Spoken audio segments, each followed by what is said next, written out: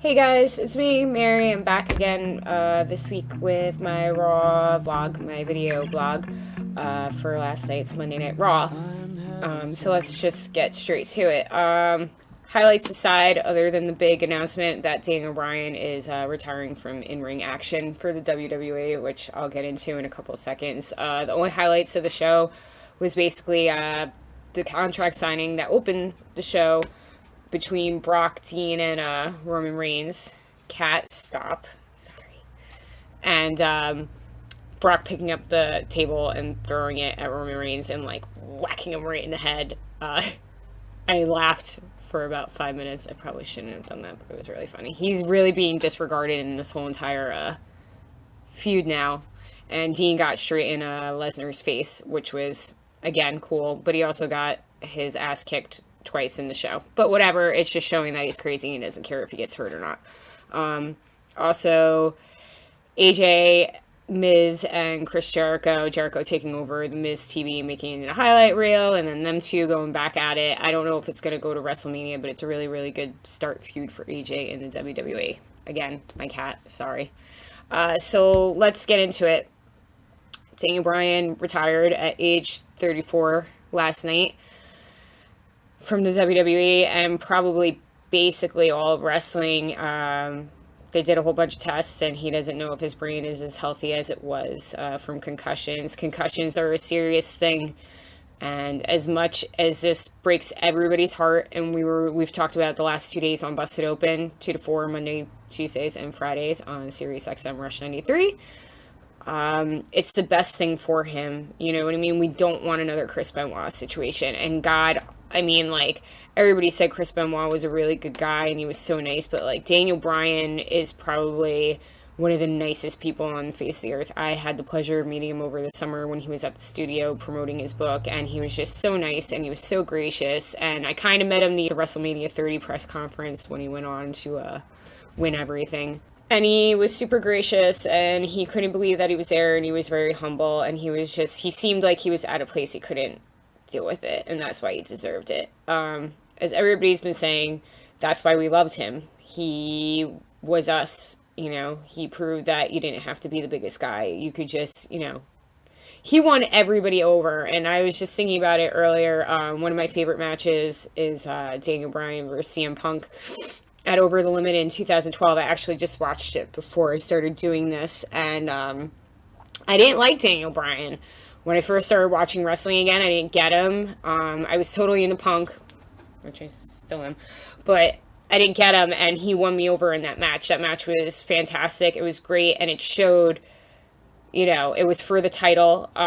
You know, Punk was in 6 months into his reign, and the crowd was going absolutely crazy for them, and they should have, because they were masters. And it aggravates me because they had all these wonderful, you know, videos last night, you know, paying tribute to Bryan. There wasn't like one Punk thing in there. And, like, you know, Punk started the indie thing in the WWE, and then Bryan came shortly after, and the two of them together were magic. And, you know, they had fought each other on the indies and stuff like that, but, like, the company blew it with both of them. I'm sorry. Like, now, you know, my brother made a point on Twitter last night. He was like, you know, you didn't want him to be champ, and you kind of poo-pooed on his reign the whole time, even though he really didn't get to have a reign. But now he's the greatest thing in the whole entire world, because now he's injured and he can't wrestle anymore.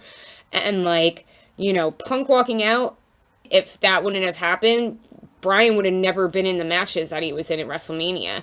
And everybody can sit there and say that, oh, Punk did it for selfish reasons and blah, blah, blah, blah, and the hate for him that happens. But he was very vocal that he thought it was Daniel Bryan's year and that he thought he should be in the main event. It wasn't about him. And, you know, it might have been all about him when he walked out, but partially he walked out you know, for people like Daniel Bryan, and for the Sami Zayns, and for the Kevin Owens, and for the AJ Styles. And Bryan shattered all their expectations, because Bryan was bigger than Punk, and he was getting Stone Cold level pops. And it's true. We're probably never going to see anybody like him ever again. His size, his heart, not being the most charismatic or the best looking guy, but he was just so goddamn good in the ring, and he just gave everything and he left it out there. And like, I loved when he was with Kane, and when he was a heel, he was great and he was funny. And you know, like, it's just really, really sad. You know, one of my dream matches is Kurt Angle versus Daniel Bryan, and I'll never see it because both of them are like completely and utterly screwed up, and now Bryan's like completely gone, and it's heartbreaking, and it's sad when you attach yourself to somebody like that and then they're gone. You know what I mean? I was started watching wrestling again at the end of 2011 and early 2012, and it was wretched, and Punk caught my eye, and I started, you know, I only watched because of him, but Daniel Bryan added to that, and then I discovered him, and he became one of my favorite wrestlers. So, Daniel, if you ever see this, which you probably won't, I wish you well in your endeavors, and your health is more important than, you know, putting on a match for all of us. We got to see the best of you, and I'm glad that you had your moment, and I'm glad that Punk walked out, because you would have never had your moment if he didn't, because they were not going to put him where he ended up at WrestleMania 30, and he deserved it, and I'm glad he's a 2-time champ. So I hope everything goes great for you. I hope you have millions of babies with your wife, if that's your thing, and keep on keeping on. Follow me on Twitter at mayor_bear. Follow Busted Open at Busted Open Radio.